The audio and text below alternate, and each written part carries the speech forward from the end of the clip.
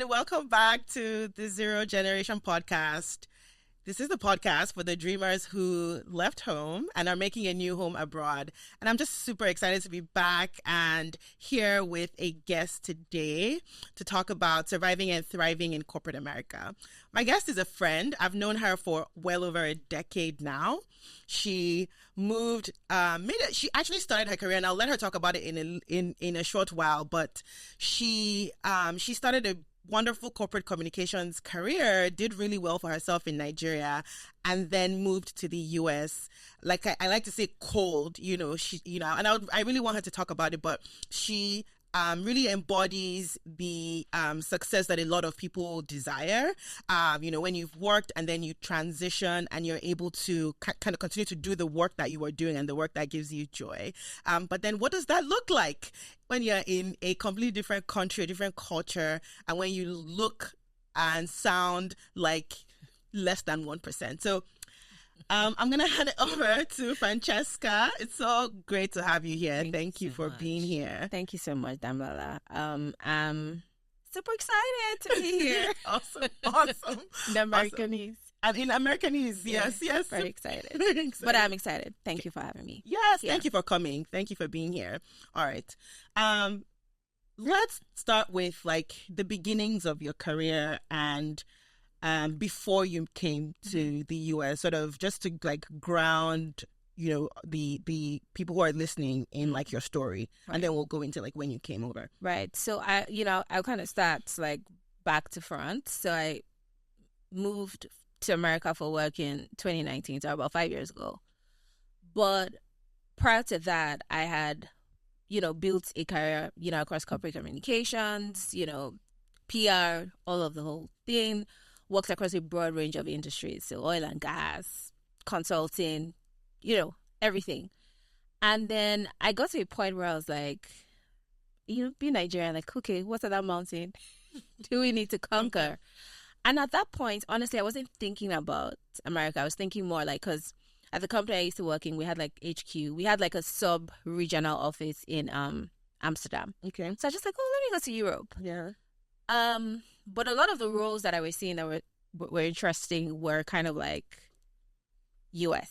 So I was just like, so it was like, yes, I want to expand my career, but it wasn't like I must go to America. Yeah. It was more like, what is the next step in this career journey? And it just so happened like, there was an open role at, then the Uber HQ, and, I took it, and here I am.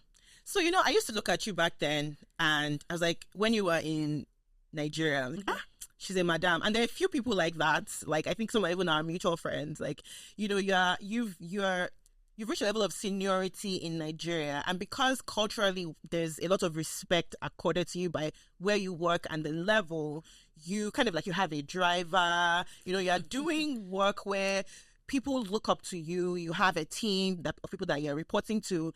And I know that doesn't necessarily translate when you move over. So what was that like? What was it, coming here? What were your first observations? So first of all, like, you're right. Like the whole sort of like, what is the word? Prestige. Yes. Of your work, obviously to your point, like I had a driver, and I had been doing, like, I was in a lot of work with like government and like policymakers. So I was meeting like presidents and like governors, like on like almost on a daily basis.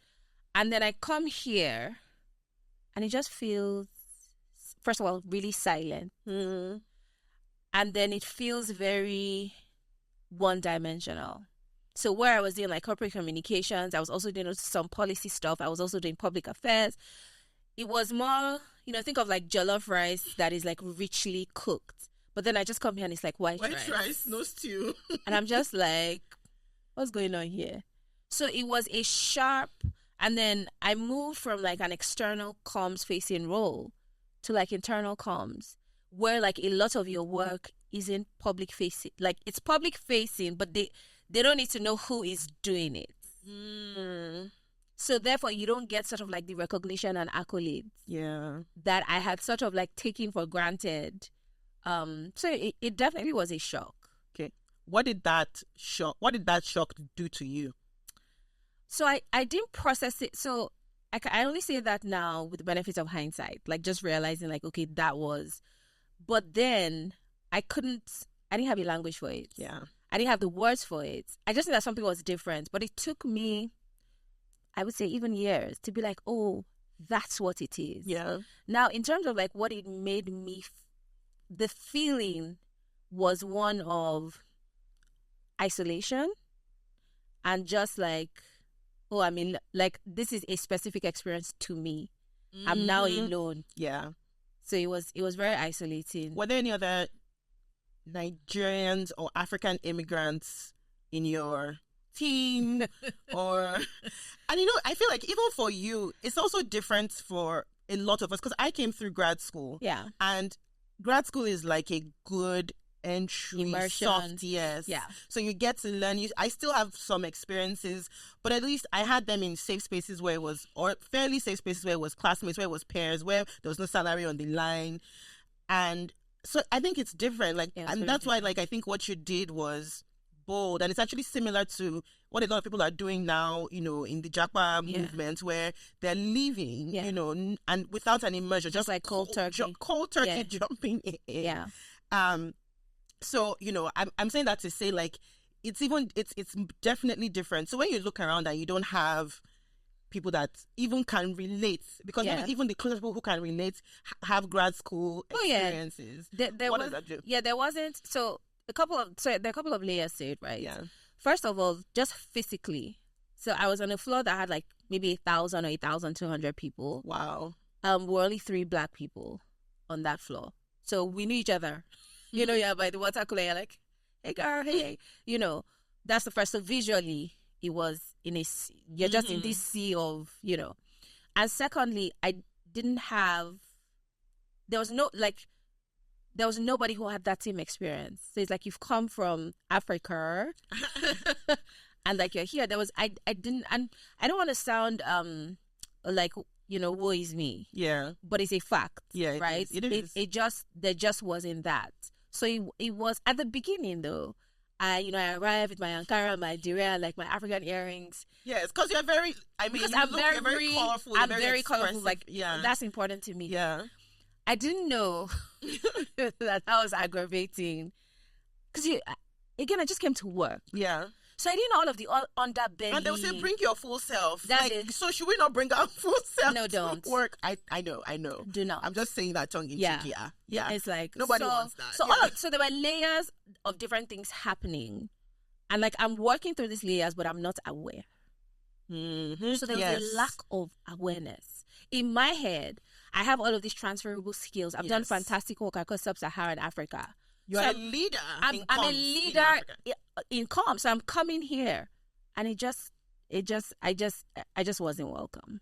Right. So you moved here, and I think what you did was different from what a lot of people did back then. It's actually similar to what a lot of people are doing now with the Japa movement, but I'll explain. Like, I came through grad school, so I'd worked for a little bit in Nigeria, but I was still pretty early career. And then I came through grad school and I had an immersion. I think grad school is like a soft landing. You're learning amongst peers, the other international students, and you're able to sort of ease yourself into American society. Yeah. When you come for work, the stakes are higher. Your salary, your reputation, professional reputation is all on the line. And that's what you did. Yeah. So, talk me through how, you came in already a big deal, right? And had this experience that may have been different. Yeah. So first of all, thank you for saying that was a big deal. So I think like I had reached, so in my head, I was doing like campaigns, leading communications campaigns like across Africa, Europe, some part of the Middle East. And I'm in my head, Nigerians, I'm like, what is the next mountain to conquer? And so I had initially thought, like, okay, go to the regional, HQ in Amsterdam, because I wanted to make that career transition. Sorry, and so but there weren't open roles. Yeah. In Amsterdam, the only place that had open roles was the US, and so I took it. Right? Because it seemed to me like, okay, you've done Africa, you've done the Middle East, you've done some parts of Europe.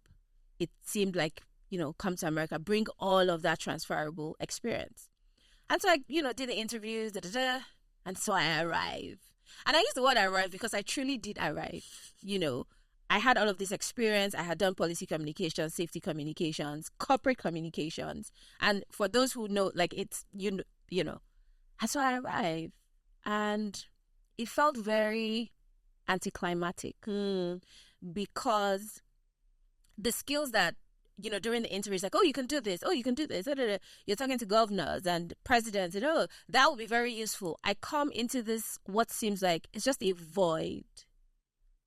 And it's quiet. And it took me a while. So it didn't matter. Okay, we know you're a big deal there. But here, you start from ground zero. And you're telling this to somebody who, I think, like, at that point, I had about 12 years of experience. Right. Wow. And it didn't seem fair.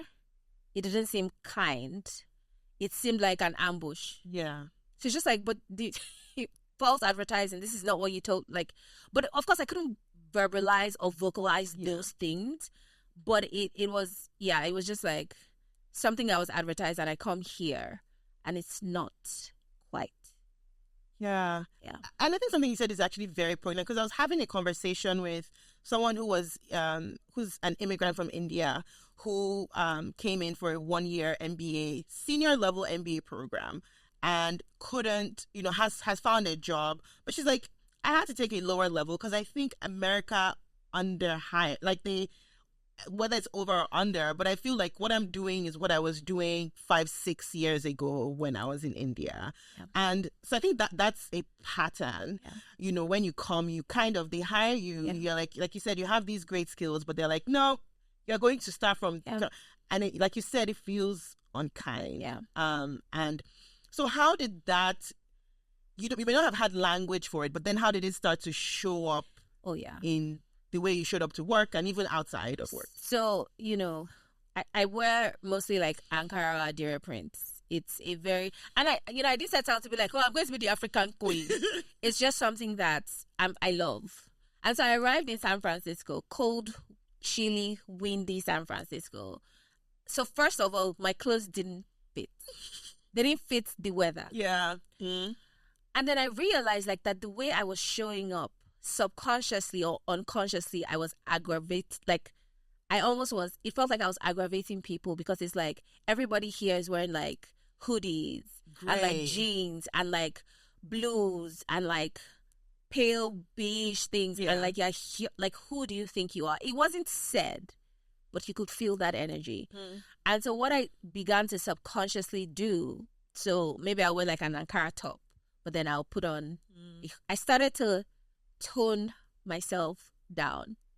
I arrived very confident and bubbly and sure. I was also no longer, like, I didn't understand the terrain. So I'm like, what is happening? All the undercurrents. And I think that was something I should have learned before I came here.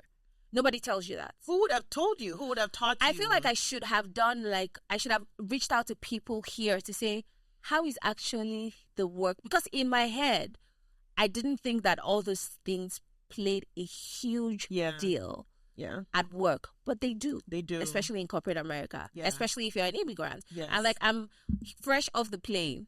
And so my accent is like, straight from Lagos here. And I wasn't, accent in Lagos is perfect. It works. But I wasn't also trying to. So now I code switch, and we can talk about that. But I didn't have any of those things. I didn't have anything in my arsenal. So I arrived just, feeling clueless, really clueless. And here's one thing that I would say: if I had known like all of these undercurrents and sort of like these complexities, I definitely would not have come here. That is big. That is big. I would not have come. So do you think since you've come, have people reached out to you to ask you? And what do you say to them? I'm always honest, and I'm like, it's hard here. They don't believe me. They say things like, oh, but you're earning in dollars, which is great. And I'm not, I feel like that's also important to state. I think like there's been like a lot of financial and like professional growth. I'm not going to lie about that. But it also comes at a cost. And I think most people don't realize how much of a cost. How much of a cost it is. Yes, I agree. And I think a lot of that cost is mental. You're just doing a lot more processing on a day-to-day basis than you would if you were in Nigeria. I started, some work with like Nigerian people recently, and I was like, my nervous system is calming down because I'm just talking like myself and I'm being taken at face value. And that's another thing that I want to talk about, right? Because there's the part of doing, okay, so now you're doing the work. You're like, fine, this work might be like much lower level than I was expecting or that I'm used to. Mm-hmm. But then you seem to need to even earn trust with your stakeholders. And I found myself in a cycle where I thought we'd gone over this. Like, we spent a whole year and I earned your trust and I did the best work of the entire team. Yeah. But then we're back and I'm like, what's going on? Yeah. So here's the thing, right? So it's the same thing. So two things. In corporate America, you never get off. It's like an escalator. You never get off, ever.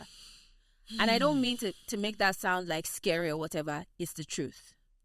Also, if you have a season of greatness, you must always be like, you have no downtime. And so you are constantly, I always say that in corporate America, you're as great as your last hurrah. So last quarter, or how they say, you crushed it. I hate that word, by the way. I hate it Yes, deeply. crushed. Deeply. The next quarter, you're going to keep crushing forever. And so what that means is the message is you are never enough. Yes. And people are going to disagree and be like, oh my God, don't say that. That's not true. It is. You're never enough. Corporate America is never content. Yes. You must always go higher than you delivered. Always. And so I'm even exhausted, like, just listening to you. And I mean, you know my story, right? Last fall, I said enough. Yeah. And I framed it as I'm going to go and be a writer. Mm-hmm. But 80% of that decision, maybe 20% was me going off to write. I'd been working on projects, on evenings and weekends. But it was the mental load of code switching, of earning trust, re-earning trust, thinking I had attained a level that I could, mentally at least, be like, okay, we're now a team and there's trust. But it was like, no, like you said, you're only as good as your last crushing. Yeah. And do you think because I took a lot of that in, and I took it, like, when I say I took it in, I took it as I'm failing or there's something wrong with me. I'm unable. Yeah. Do you think like there are ways to cope, better ways to cope where you don't have to quit to get a breather? I think that, first of all, it depends on your personality. There are people who it's the money that matters, and so they don't care. Yeah. And so whatever is required to keep getting that moolah, it's like they're not going to be too emotionally invested in it. I'm unfortunately or fortunately not that sort of person. Same. I care. I also have a weird relationship with work where, like, I want to be known as Francesca is excellent. Francesca, so it's almost like before you drive me to perfection, I'm driving myself even harder. And so when you bring that combination, there's just no, you're not going to get off. Implode.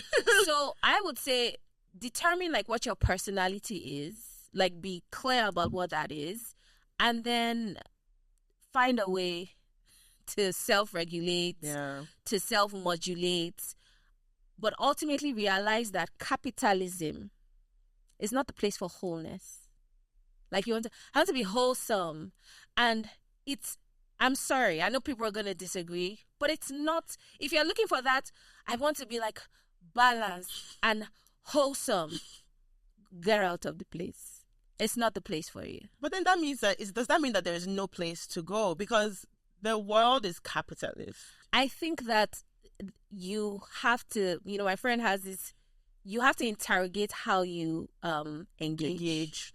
You have to determine that. Yeah. So I feel like when I first came, I'm like, but I'm so hardworking. But I know this work. Yeah. But this is not fair. There's no fairness. So once I've stopped expecting fairness and kindness, and I also go with my battle armor. Yeah. So now I'm also ready to fight. I think that a lot of Black women and a lot of immigrants, we go with armor. Yeah. So you're not going to laugh at my accent. Yeah.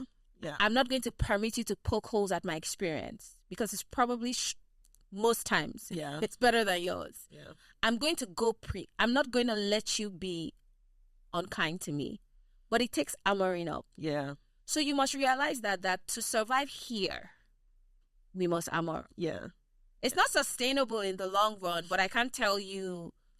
When like you said, you have to know yourself. Yeah. And for some people, they might be able to survive a 50-year career coming every day with armor. And some people might not be able to. Yeah. You're absolutely correct. So moving from, surviving, which I don't even know if we said you can't survive. We're like, well, you're your own, no good luck. How do you thrive, right? There is this wave or a stream of, thoughts now that you have to leave corporate completely to go into entrepreneurship to find some of that balance. And, you see it everywhere. It's like, it's just it's two doors, one or the other. What do you say to that? Like leaving corporate entirely because you're trying to thrive and so you're going, to entrepreneurship? I think again, so I'm always very like careful. I don't like extremes. So like people who are like, oh, you must leave to thrive, or like you must go and be like an entrepreneur. There are many people who will never be entrepreneurs and don't need to be entrepreneurs. And then they're like, you also have to find a way to cope within the system at least. So what I usually like suggest is find things outside work that give you that wholesomeness that you need. So for example, I co-founded a nonprofit that is focused on like women empowerment and like gender equality for African women and girls. It fills me with joy and goodness and mercy and favor and all the good stuff. And so at the times when I feel like really brittle and fragile from all of the like corporating, there's a place, and it's not like that doesn't require work, but it's work that makes my heart, and I sorry to sound like Oprah, but it's work that makes my heart sing. And so I can pour myself into that and be nurtured back by that. But I think, again, it's a personal thing. Everybody you need to find what your own thing is. It could be volunteering. It could be serving in a soup kitchen. It could be being an entrepreneur, but it's not a one size fits all. And the other thing I want to say, because we're Nigerians, I think everybody should think very carefully about jackpotting. Say that again for the people at the back. I'm going to say it again and again. Like you need to think very carefully about jackpotting. And I'll tell you why. I'm Isoko, and Isoko people will say, America not be beans. It's not soft like that. We pay, for example, you pay your rent or your mortgage every month. Yeah. In Nigeria, it's every year, every 2 years. So little things like that, you need to be clear about what you're coming to do here and like how. And finally, the thing I would say to that, home must always be an option. So you have people who say, I can never go back. I'm like, if it doesn't work, then you should go back. Yes. Because like, if it can break your spirit completely, if you are trying to make headway here or wherever it is, wherever your jackpot route or location is, and it's not working, and then you are stuck. That's very deep. Yeah, I think you're right. Home should always be an option. Yeah. Because if home is not an option, then you're going to do crazy things to stay, and you're going to probably betray yourself at the end of the day. And it's just, even just from having that mentality that, okay, this is it. I think it's powerful when you speak about betraying yourself, because, and can I be honest? Yeah. 110. I don't know about maybe betraying yourself is not the word, but there are many times in corporate America, especially, that you would sort of sheathe yourself in another fabric, you'll become another person. You must do that. You absolutely must. Whether it's been, so for example, to give. Yeah, I'm looking for examples. I'm an introvert.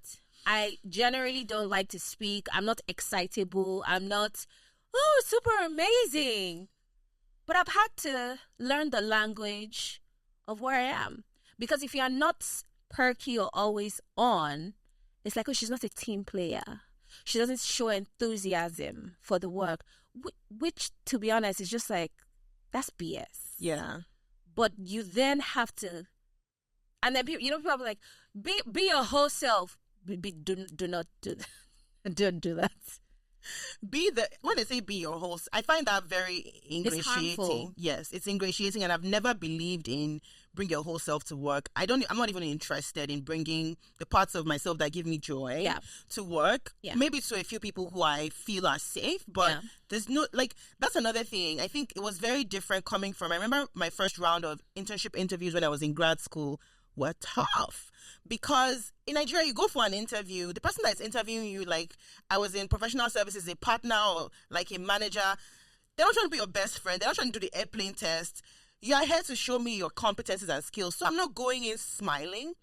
But then coming here, like you said, she's not a team player. She's not showing enthusiasm. She's not like willing to talk about the weather and my pets, my cats, and, for 5 to 10 minutes before the meeting starts, and like you said, you sheathe yourself. Yeah. You're essentially taking on the culture that you're now in, and you're not bringing yourself to work. Yeah. You're coming to put on the culture of where you are. And people have like strong reactions to that. Like I've heard like people say like, yeah, but why don't you want to be part of the culture? And I think that they miss the sort of like nuanced thing. It's not that I don't want to be part of the culture. It's that in assimilating the culture, I don't want to lose myself. Yeah. And they don't get that. It's like, by the time I code switch all day or all week, at the end of the day, I don't even know who I am anymore. Yeah. There are layers of myself I have to peel off, take on. Okay, what's this? Okay, this is not. Oh, this is. And you don't understand what that is. Again, this is not like pity party or like woe is me, but it's very complex. It's very nuanced. And there are pieces of myself that I think are essential to me showing up at work. Yeah. I remember talking to a healthcare professional around the time I made the decision last year. And she said that burnout is actually not about the volume of work. It's actually about values. So if you're going against what you believe to be true about life, about yourself, what you think good work looks like, what you think showing up as your authentic self looks like, over time, if you're going against that, you will burn out. So that's, I guess, my response to this, and kind of like you said, like knowing yourself and being honest with yourself and having that conversation up front, and then knowing that, okay, I'm going to have to feed myself from something outside of this environment, because it's not designed for my wholeness, regardless of what the PR looks like. I do want to say something about thriving, though, which I think that immigrants especially, we sometimes, I think like it's easy to be like, oh, corporate America is this and it takes from you, and it does all of that. But I've also found, like, so for example, having people who are like my champions, or having like sponsors, or having people who are speaking my names in rooms where I don't even have access to, have been, I had my past manager, when I first resumed, I was like, I don't think I can do this. She's like, you can. I'm like, I don't. I'm like, my accent. She's like, that's precisely why we want you here. Mm-hmm. And so that, like the reaffirming and validation. And so to thrive here, if you can, find a champion. Or let your champion find you. Or let the spot, like, you can't do this work alone. Yeah. You can't do this journey alone. You need people who are advocating for you. And I think that that's a huge portion of thriving here. Yeah. That I think that we don't talk enough. Yeah.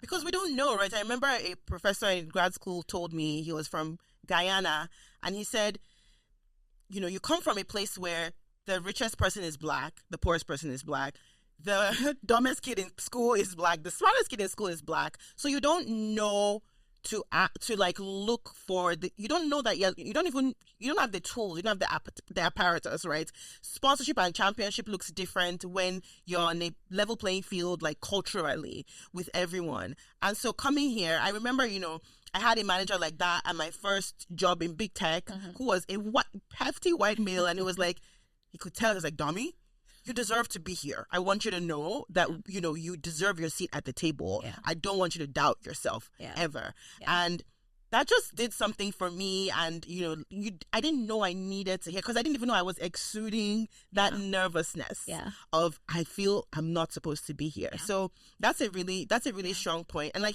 sometimes they find you, I don't think it can be forced. It can't be. But I think maybe it can be recognized, and then you can like latch on to that person. And then person. build and sort of like nurture that. Yeah. The other part, can we talk about God? Please. Because I feel like right now, like millennials and like Gen Zs or alphas or whatever, it's just like, oh, you know, we have all of these 7 ways to, 10 ways to, and I'm just like, yes, but with God, I will be lost. So without God, I will be lost. So I think it's important for me, I found that my faith has been the anchor. You know, and I'm not saying faith of like, oh, you know, Jesus, you are so wonderful. No, it's like, I'm drowning, help. Yes. Why aren't you listening to me? I'm dying. Yeah. Like it's the valleys. I find that it's the valleys of this career journey. And then God is like, take a left. Be still. Be quiet. Yeah. Don't respond to everything. Respond now. Speak up now. Like it's almost like having GPS in my ears. Now, I know not everybody is sort of like faith-based or like Christian or whatever, but for me, that has also been something that has contributed to thriving. Yeah. Yeah. So I just wanted to put that out because I know like... I think, you know, of course, you know my story, and I agree absolutely, because I think you remember those low points when you were like crying and you're like, God, I don't even know if I can show up at work tomorrow with like a straight face or with joy, or continue doing this work. I don't feel like I belong, or I'm really struggling. And you know, you God gives you the strength to keep going on, and or like you said, you get instruction per time, you know, and or maybe like a story in the Bible jumps out to you, like, oh, my strategy here should be what David did, like keep going, or you know, just hide out and keep your head down. Yeah. It's very much a per time, per season. And I think that also even ties back to what we said in the beginning as we start to wrap up was, you know, the wisdom that you used to build your career in another country is not the same wisdom for the new. It's not. And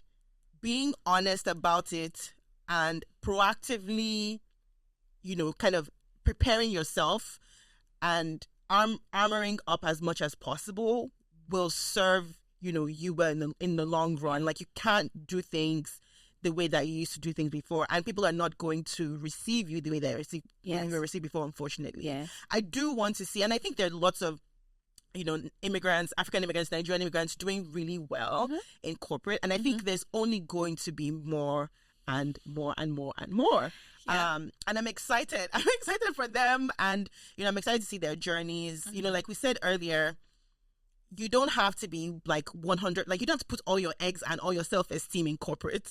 Yeah, you can find a blend that works for you. You know, you can leading ladies is actually doing its own thing, its own personality, its own team. Yeah, and you know, you award like top women in corporate, top women in culture. Yeah, so it's really, you know, you've been able to build that even while, you know, and I think that the thing I you know, just sort of final thoughts is, we also should be open to change. I find that when I first came, knowing that I was a big deal, I sort of like, I was just like, okay, I'm a big deal. So on that level, not sometimes, humility is also important. And I don't mean humility in the way that is like erasure of self. Humility to learn new things. Okay, how does this place work? I remember then I was living in San Francisco, and I used to live near the Golden Gate Park. And so one day when I was just like, I'm facing all of this passive aggressiveness and like microaggressions, and I was like, I want to leave. And then I remember walking around like the park, and I was like, no, these people are going to chase me out of this place.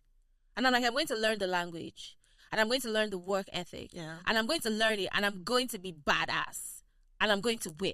Yeah, I'm literally going to win. They're not going to chase me out.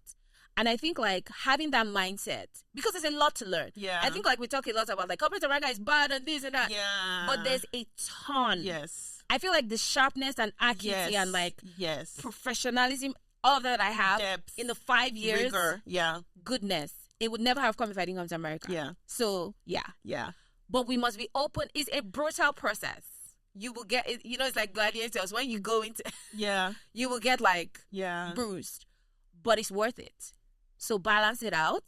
And find what works for you. Yeah, and I love that last point, like recognizing what you're getting out of it and recognizing how it's transforming you from the great professional you were on your local or regional stage to now being really sharp and even being sharper than people who only came up here, because now you have the different perspectives and the different, kind of, I like that note, like to end on, right? That, being mindful of what you're getting out of it, because even me now, like thinking through, I worked at the top tech products, and I got to work on so many cool things that are now pivotal to what I'm doing next, and it's so exciting. And I wouldn't have gotten that if I hadn't gone through the fire, gone through the training, gone through products boot camp, like I call it. I love that note to end on. Thank you so much for coming. Thank you so much for having me. We could go on forever. I know, right? We could go on forever and ever. Thank you so much for having me, Damilola. Like, it's been great. And like, just to talk about it. Whew.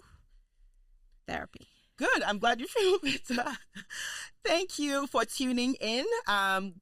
Like always, episodes come out every 2 weeks, and we talk to dreamers who left home and are trying to make a new home abroad. Catch you next time. Bye.